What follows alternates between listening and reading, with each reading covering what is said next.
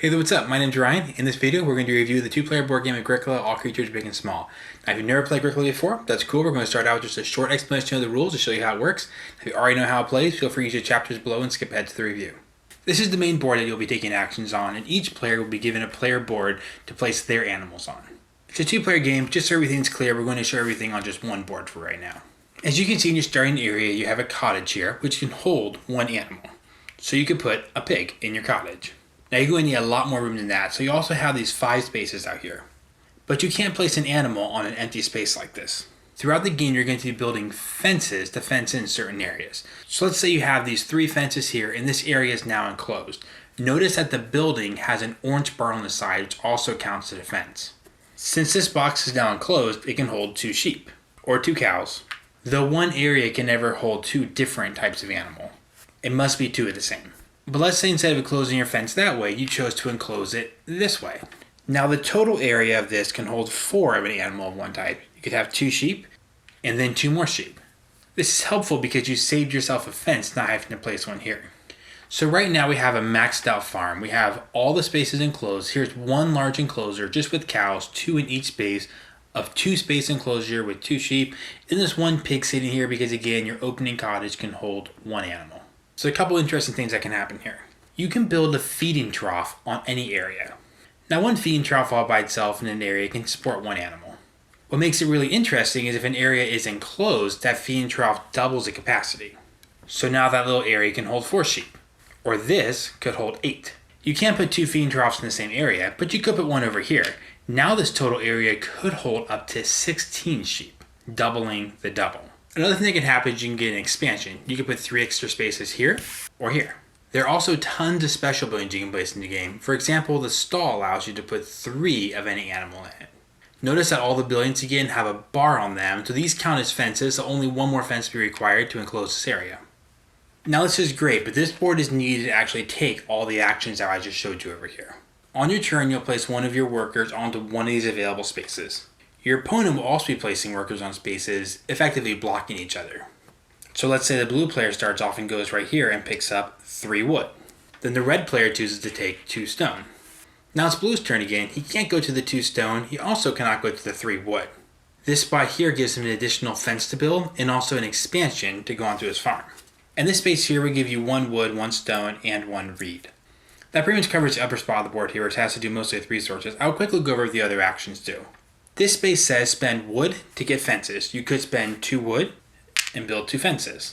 This spot is similar. Place 2 fences for free and also spend 2 stone for any 1 extra fence. So you could spend 2 stone, get 2 fences for free, and get 1 extra fence for the 2 stone you spent. This spot here gives you a free trough and also spend 3 wood to get an additional trough. This space gives you a stall. Basically there's spots that can let you hold more animals. This space allows you to flip a stall into a stable, allowing you to hold even more animals. And this space allows you to build special buildings, we'll go over in just a second.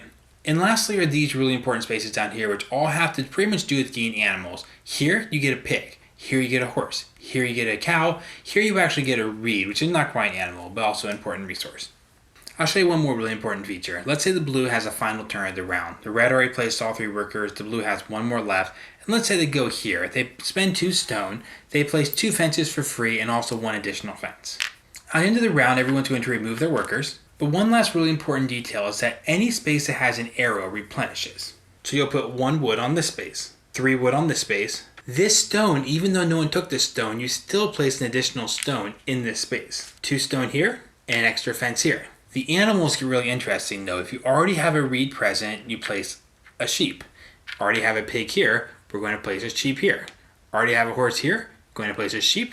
Already have a cow there, we're going to place a pig. So every turn that these animals are not taken, they're going to, for the most part, start gaining more sheep or maybe a pig.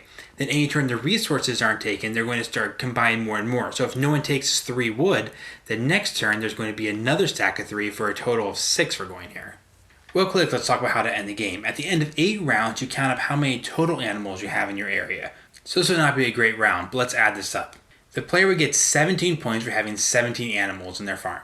So the bonus points are determined by animal. So the sheep, in this case, no bonus points. The pigs, -3 points for not having enough of them. Having 6 cows actually grants an additional 1 point. but only having one horse is also negative. Also, if you look at the buildings, the cottage is worth 0 points at the end of the game, but the stable over here is worth 4 points. And then finally, there are also points for completing an entire addition to your farm. Alright, so that's how it works. Now before we get too much into positives and negatives, just a quick history on the games. It'll come up later in the review. Agricola. The original Agricola came out about 15 years ago in 2007. That is a big game, way more complicated than this game, and also not for 2 players. This 2-player version is about 10 years old. Now here's what's important. They made the 2-player version, then they made an expansion where they added more buildings, they made another expansion where they added even more buildings. Now the version I own takes a 2-player version and both expansions and puts them into one box. You'll see why that's important in just a minute. Let's jump into some positives. First of all, this board is pretty small, and I like that. It's not a humongous, scary, overwhelming game. It's a fairly simple worker placement game, which is saying a lot. There's not a whole bunch of worker placement games that are also simple. So the game does a good job of having enough strategy, enough thought, enough options on the board without being too overwhelming. Another positive is it's pretty cute. I mean, who doesn't want to build fences, put animals in there, have a little farm of your own? The game's also played in 8 rounds, and you have 3 workers the entire game. That's also really appealing because there is a lot of worker placement games where you can acquire more workers or you play to a point total, so the game might go on for a while. This game is pretty well contained. You're going to play 8 rounds, you're going to have 3 placements a round, and the game's over. But even though the game is short and simpler than lots of worker placement games, there's still some really good decisions. Say for example, you don't want to get negative points on the horses. If you don't have at least enough of each animal, you actually get negative points. So you'll have to kind of count up and say, what turn do I need to pick up my horses by so that I will have enough horses by the end of the 8th round? Now my last positive is going to be the positive side of something that's also a pretty big negative, but we're going to start out positive here. The game comes with 60 different special building tiles, which drastically can change your strategy. You might pick up a special building that makes going for horses much more worth it than it's ever been, or you might pick up a special building that gives you points for every stone you have, so you want to get a lot of stone. But each round you only have 4, 8, or 12 of these special buildings in the game, depending on how you want to play. So that means that I've played this game 5 to 10 times, and I have never seen the same combo of special buildings. And actually there's still a bunch of special buildings I've never seen. I take them out of the bag, I lay them out, and I'm like, oh, well, that really changes things. Okay, so like I said, we're going to go right into flaws and stay right on the same topic. The special buildings are great. Here's a stack of all the special buildings that come in the expansion. Here's what the base game came with. And so the flaw really is that in the base game you have 4 special buildings. And they're not even that special. They are actually in play every single game. So they're not really special buildings. They don't really change play. They're just there. And you can buy them and you learn them and you strategize with them. So the flaw is kind of the base game. I think it's incomplete. I think this is an example of making a game and then maybe pulling out the tiles for expansions. I hope that wasn't the case. But it kind of feels that way to me. So that's why I call it a flaw. It's, if you play the base game 3 or 4 times, I think you're going to get pretty bored of it. Throw in 50 special buildings every round, the strategy can completely change because some of these buildings are really good. And it might be the first 3 rounds racing to the first person who can build a special building, who wants to utilize that strategy. The second player realizes, I can't get that, I'm going to go for sheep because the other person's ignoring sheep and score victory points that way. It really changes a lot. It's a flaw because the base game is not that interesting without those special buildings. Now you might be able to debate that and say, no, I think the base game is interesting with the special buildings. I don't think so, but maybe that's your opinion. One thing you can't debate is these horses and these cows look so similar. Then you might say, no, Ryan, I see these little tiny patches on the cows. I painted them.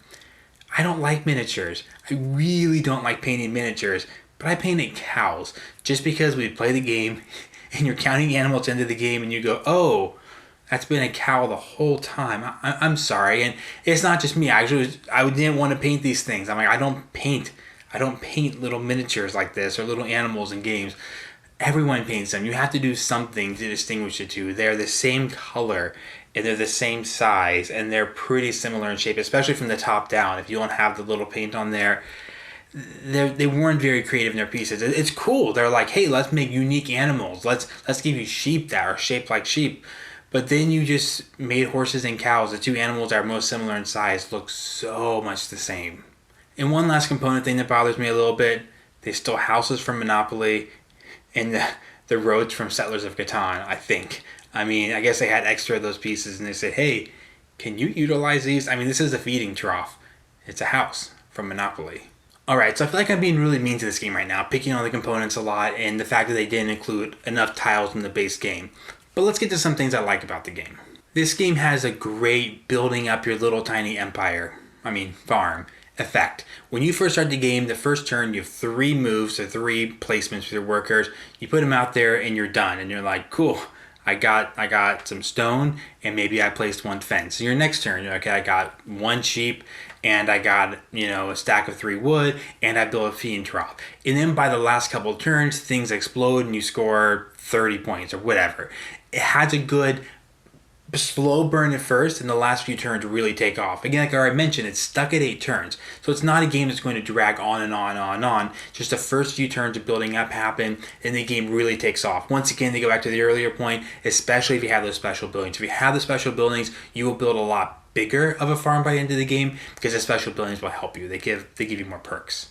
Also, may seem like a small thing, but the front page of the rulebook says, hey, this is what your farm might look like at the end of the game. That's a great way for a rulebook to start. Before you start reading all these details, here's kind of the end goal. Now, there are 2 things I like best about this game. I'll start with this. The game gives you great decisions in a short amount of time. If you play this 2 players, it's pretty competitive. You can really think through, okay, I know that player wants the sheep. It's a 2-player only game. They're the only ones who can take that sheep. Should I wait 1 more turn to get the sheep to build this other building, or do I take the sheep now so I can start having sheep babies and get 1 turn ahead and get those extra victory points at the end of the game? Once 2 players know how to play this game, it's about a half-hour worker placement game that gives you lots of the complexity of other worker placement games. Name a half-hour worker placement game. There's not a lot of them, even to 2 players. Now, my other favorite thing about Agricola, All Creatures Big and Small, and the reason why even when I burn out on this and I've overplayed it, I probably will never get rid of this game until another game replaces it, is it's the simplest worker placement game I own. If I want to teach someone worker placement, if I want to show someone this new idea of worker placement, and I want them to have a good first experience, I also know that they haven't played a lot of complicated board games, this is kind of my go-to. Again, I showed you earlier this board. How many games have so few options, but still a good amount of strategy? This is a game where after most people play a turn or 2, they're confident, like, okay, I know what I'm doing now. I love Viticulture. Viticulture is one of my favorite games ever. But people haven't played a lot of that weight of game, or even medium weight games.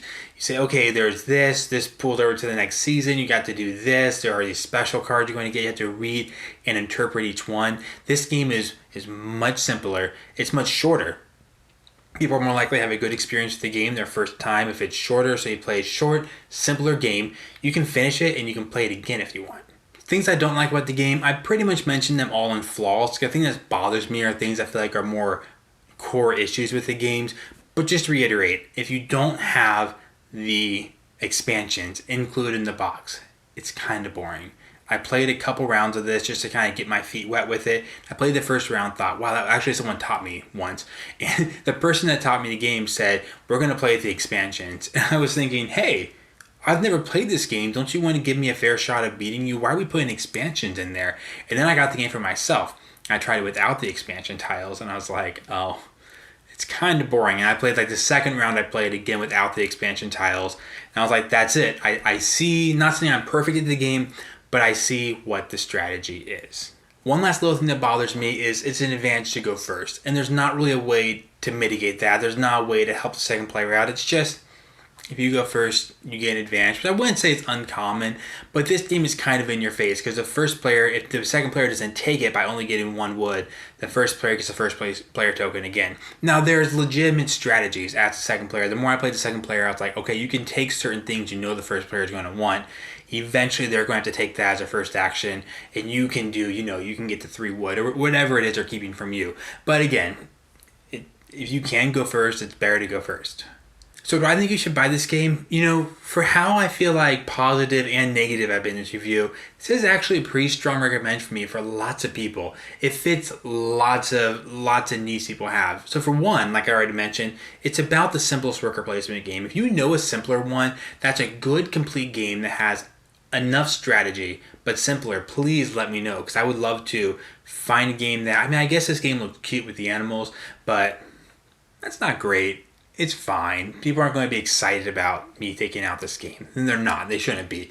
So again, if you know of a better option of a 30-minute, fairly simple worker placement game that still has a lot of strategy, let me know. But until I find that game, this is a pretty big recommend people who want to get into worker placement or they want a game to teach other people worker placement that they know they'd be overwhelmed by Dune Imperium, they'd be overwhelmed by Viticulture, they'd be overwhelmed by Stone Age. If you know that's going to happen, it's a really good game for that. It's also a really good two-player game. If you are on the hunt for a good game that just works for two, so you can take out, play pretty quickly, has good decisions, you'll have some laugh, you don't have to over count up everything, it's not too stressful, just a good solid two-player game. It's also a good game for that group. It's also not overly heavy, so even if you're not a board gamer yourself and you want to jump into board gaming with this game, I'm pretty sure you can learn. There's a little bit of challenge in the special building cards, but you can dive into that slowly. You can play the base. The thing I said was boring. It's okay to play it a few times. You can play the base game a couple times first, and then add 4 special buildings and add 4 more special buildings and rotate them out. So it's not going to learn it all at once. So I think this game is fairly approachable. It's good for board gamers to have. It's a good two-player game and to teach other people how to play the game. Also good if you don't play board games. It's not that complicated. Really, the only thing I'd recommend when buying it is just don't buy the non-big box version. Get the big box, get the expansions in there. I think it's a mediocre game without it. I think it's a pretty good game that appeals to a lot of people with it. My only real caution against it is if you think it looks boring, don't get it.